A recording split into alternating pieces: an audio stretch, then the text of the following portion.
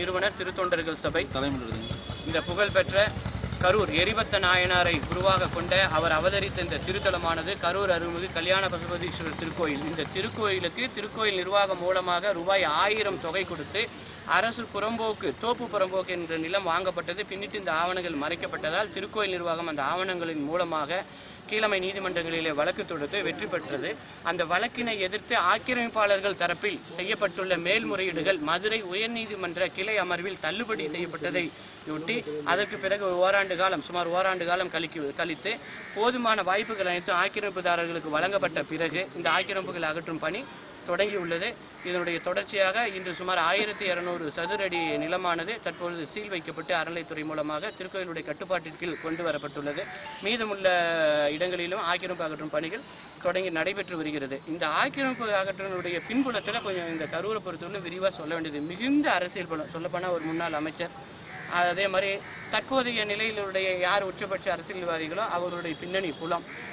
இதே இந்து சமய அறநிலையத்துறையில அரசு செயலாளர் இந்த உண்ட வீட்டுக்கு ரெண்டகம்னு ஒரு பழமொழி சொல்லுவாங்க, குடியிருந்த வீட்டுக்கு துரோகம்னு கூட சொல்லுவாங்க. அந்த மாதிரி இதே இந்த இந்து அறநிலையத்துறை சொத்துக்களை காப்பாற்ற வேண்டிய அல்லது காப்பாற்றி இருக்க வேண்டிய இந்த துறையினுடைய அரசு செயலாளர் நிலையில் இருந்த ஒருவர் இந்த கோயில் சொத்துல ஆக்கிரமிப்பாளராக இருக்கிறார்.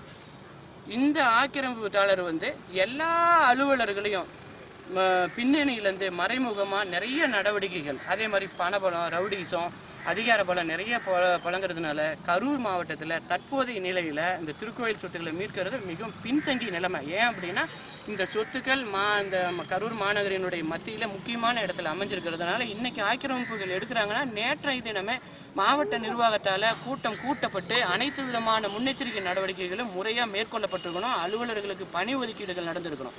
இன்னைக்கு காலை முதல் ஆரம்பித்து இப்போ பிற்பகல் 3 மணி வரையிலும் ஒரு இடத்த மட்டும் கணக்கு காமிக்கிறதுக்காக எடுத்திருக்காங்கன்னா இதில் எவ்வளவு முறைகேடுகளும் எந்த அளவுக்கு பின்னணியில் சட்டவிரோதமான செயல்பாடுகளும் ஒளிஞ்சிருக்குதுங்கிறத இந்த விஷயத்திலேருந்தே அறியலாம். அவ்வளவு விஷயங்கள் இதில் புழங்கிட்டு இருக்குது. இது இந்த சட்டத்தினுடைய ஆட்சியை கேள்விக்குறியாக மட்டும் இல்லை வெட்கக்கேடானதாக மாற்றி விடுகிறது. இத்தகைய ஒரு பின்தங்கிய சூழ்நிலை இது சாமானியனுக்காகட்டும் கோடீஸ்வரனாகட்டும் அரசனுடைய உயர்ந்த அலுவலர் சட்டம் எல்லாத்துக்கும் ஒன்று தான். அந்த சட்டத்தினுடைய ஆட்சி நிலைநிறுத்தப்படலை இந்த கரூரில் ஆக்கிரமிப்பு அகற்ற விவகாரத்தில். சார் இப்போ அதுக்காக குற்றம் செய்த எவரும் சலுகைகளை மறைமுகமாக அனுபவிக்கக்கூடிய எவரும் ஆக்கிரமிப்புகளை அகற்றாமல் ஆக்கிரமிப்பதாக உடந்தையாக இருக்கக்கூடிய எவரும் பாதுகாப்பு அளிக்க வேண்டிய சட்டத்தின் பூர்வமான அலுவலர்கள் பின்னணியினுடைய செயல்பாடுகள் கூட கண்டறியப்பட்டு கண்டிப்பாக சட்டத்தினுடைய ஆட்சி என்னங்கிறத நிலைநிறுத்தப்படும். மற்றவர்களுக்கு தவறு செய்பவர்களுக்கு ஒரு பாடமாக இருக்கக்கூடிய நிலைக்கு கண்டிப்பான நடவடிக்கைகள் மேற்கொள்ளப்படும். நமக்கு எந்த இடத்துலையும் பாரபட்சம் தயவுதாட்சியம்லாம் கிடையாது. சட்டம் எல்லாத்துக்கும் சமமானது, அது நிலைநிறுத்தப்படும். மொத்தம் எவ்வளவு சதுரடி எவ்வளவு அமௌண்ட்டுங்க? இல்லை, இப்போதைக்கு ஒரு பகுதிக்கான சொத்து இருக்குது. கரூரில் இது மட்டும் சொத்து இல்லை, ஏற்கனவே கரியமானீஸ்வரர் சொத்து எடுக்கப்பட்டது எல்லாத்துக்கும் தெரியும். பல்வேறு பகுதிகள் தொடர்ந்து எடுக்கப்படும். இதில் எந்த அரசியல் பின்னணி வந்தாலும் சரி அல்லது எந்த அலுவலரோ அல்லது எத்தனாயிரம் கோடிகள் புழங்கினாலும் சரி இந்த கோடிகள் இந்த கேடிகள் இது எதுவுமே இதை பாதிக்காது. அடுத்த கட்ட நடவடிக்கை மூலமா அனைத்து சொத்துக்களையும் பாரபட்சம் இல்லாமல் எடுப்போம். யாரா இருந்தாலும் தவறு செய்தவர்களை தவறு செய்தாங்கன்னு தான் சொல்ல முடியும். நமக்கு இதெல்லாம் இவங்க வேண்டியவங்க வேண்டாதவங்கலாம் கிடையாது. கொடுக்கப்பட்ட காவலர்களுடைய பாதுகாப்பு மிகவும் சொற்பமானது. ஒரு பிரச்சனை அப்படின்னா அதே மாதிரி எல்லாரும் என்ன நினைச்சுக்கிறாங்கன்னா பக்தர்கள் ஒரு 3ஆம் தரப்பினராக கருதுறாங்க. அது ரொம்ப சட்டவிரோதமானது. இந்து சமய அறநிலைய சட்டப்பிரிவு 6 அதனுடைய உட்பிரிவு 15 கீழ் அக்கறை உள்ள நபர் எவர் ஒருவரும் என்பது அந்த திருக்கோயிலில் வழிபடக்கூடிய அல்லது வழிபாட்டில் இருக்கக்கூடிய எல்லாத்துக்குமே அந்த உரிமை இருக்குது. யார் வேணாலும் கோயில் சொத்தை மீட்கிறதுக்காக முன் வரலாம். அதெல்லாம் யாருமே தடுக்க முடியாது. நீங்க ஆக்கிரமிப்பாளர்களை தடுங்க, மற்றவங்களை தடுங்க, அது நியாயம் பெறுமாறுதான். ஆக்கிரமிப்பு ஏற்படுவதற்கு முன்பே தடுக்கலாம். அல்லது ஆக்கிரமிப்பு அகற்றக்கூடிய இடத்துல யாரெல்லாம் பிரச்சனை பண்றாங்களோ அவங்கள சட்டபூர்வமான நடவடிக்கைகளுக்கு உள்ளாக்கலாம். அதை விடுத்து அடியார்களை மிரட்டுறதும் அவங்கள அப்புறப்படுத்துறதும் சட்டவிரோதமானது.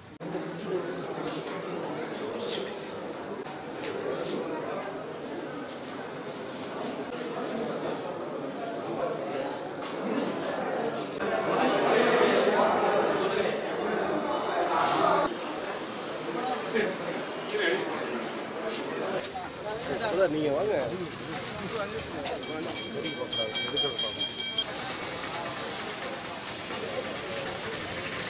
அந்த அரை மணி நேரத்துல எப்படி மேடம் நான் காலி பண்ணலன்னு நாங்க சொல்லல. இவ்வளவு ஜாமான் உள்ள போய் பாருங்க எவ்வளவு நேரம் ஆகுன்னு நீங்களே யோசிச்சு பாருங்க. half an hour டைம் நான் காலி பண்ணலன்னு நான் வாடகைக்கு தான் இருக்கிறேன். நான் காலி பண்ணிக்கிறேன்.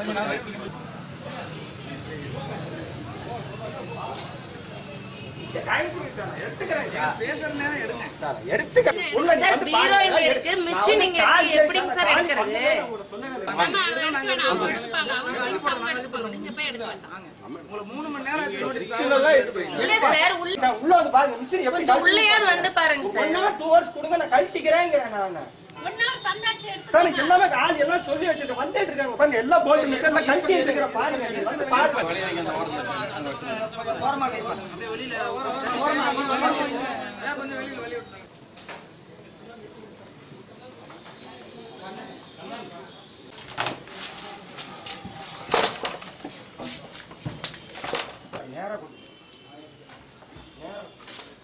இது ஏதாவது டெலிவரி இருக்கு என்ன ஆர்டர் இது என்ன டைரக்ஷன் எங்களுக்கு வந்து பொசிஷன் எடுக்கணும்னு டைரக்ஷன் சார் அந்த டைரக்ஷன் கொடுத்தா கொடுங்க சார் டைரக்ஷன் மட்டும் கொடுங்க எடுத்துப்போம் டைரக்ஷன் மட்டும் கொடுங்க கொடுக்குறேன் இப்பவே ஒரு 10 நிமிஷம் ஆபீஸ் சார் இருக்குது ஆபீஸ் தெரியல நல்லா தெரியும் அதனால நாளை சரி கொஞ்ச நேரம் பாருங்க இப்போ நோட்டீஸ் இப்போ இன்ஃபர்மேஷன் வேண்டாம் இது வேற மாதிரி சொல்லுங்க அதான் பேசவே வேணாம் சரி டைரக்ஷன் ஹி ஹிம்செல்ஃப் நீங்களே வந்து எடுத்துட்டு போலாம் டெலிவரி இல்லாம எடுத்துட்டு போலாம்னு சொல்லி இருந்தா கொடுங்க சார் எடுத்துட்டு போங்க சார் நான் சொல்லுங்க சார் தெரியல சார் என்ன ஆர்டர்ல வந்து அவங்க கேக்குறாங்கன்னு ஒண்ணும் இல்ல காலையில அவன ஓரம் பேசி வந்து இன்ஃபார்ம் பண்ணிட்டு போனீங்க ஃபோன் பண்ணுவாங்க நம்ம அவங்க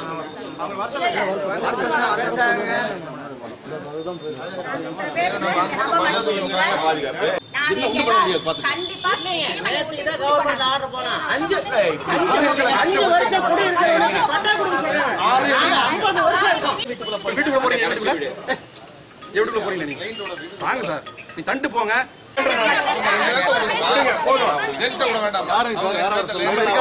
பாருங்க நம்ம இருக்காது அதை பார்த்து அந்த குடும்பத்துக்கு என்னோட பர்சனல் உங்களுக்கெல்லாம் எல்லாமே கொடுத்துருக்குங்க. நீங்க அப்பீல் போட்டிருக்கீங்க. நீங்க அதுக்கு மேல நீங்க ரெக்டிஃபை பண்ணிருக்கீங்களா? எங்களுடைய நம்பர் நீங்க யார் ஃபர்ஸ்ட்? நீங்க யாரு? நீங்க யாருன்னு சொல்லுங்க. மிஸ்ஸஸ் முத்துராமன். அது யாருங்க இப்படி பேசுறீங்க? சுப்ரீம் கோர்ட்ல பெண்டிங் இருக்கு. அப்படியே தலைகீழா சொல்லிட்டு இருக்கீங்க. நீங்க படிச்சீங்களா படிக்கலையா? இது எடுங்க அம்மா கேக்குறாங்க. அதனால வந்து அம்மா சொல்ல எனக்கு காமிச்சாங்க ஒரு உத்தரவு. அந்த உத்தரவு வந்து பாத்தீங்கன்னா ஹைகோர்ட்ல ரிட் பெட்டிஷன் அதுக்கும் இந்த ப்ராப்பர்ட்டிக்கு சம்பந்தம் இல்ல. நீங்க அப்பீரா இருக்குது கொடுங்க எல்லாமே கொடுங்க. நான் கொடுக்கிறேன். நீங்க கேக்குறது கொடுத்துட்டு நீங்க பேசுங்க. ரிட்டனாவே கொடுக்கிறேன் பேர்ல. நான் ரிட்டனாவே நீ சொல்ற அவங்க சொல்ற மாதிரி நீங்க எழுதி கொடுத்து ஆமா ஆமா சொல்ற மாதிரி உங்களுக்கு எழுதி கொடுத்துருக்கீங்க. உங்களுக்கு அவசியம் இல்ல அப்படி. இவங்க நடக்கறதானே நீங்க உட்காருன்னு சொன்னீங்க. உட்காருங்க. உட்காருங்க. உட்காருங்க. அத மெதுவா உட்காருங்க நீங்க. ஏமா நீங்க இந்த மாதிரி பேசுறீங்க? என்ன நம்ம தப்பு பண்ணிட்டோமா நீங்க? யார் பண்ணீங்க? போறீங்க சொல்லுங்க. டப்பா அனுப்புறேன்.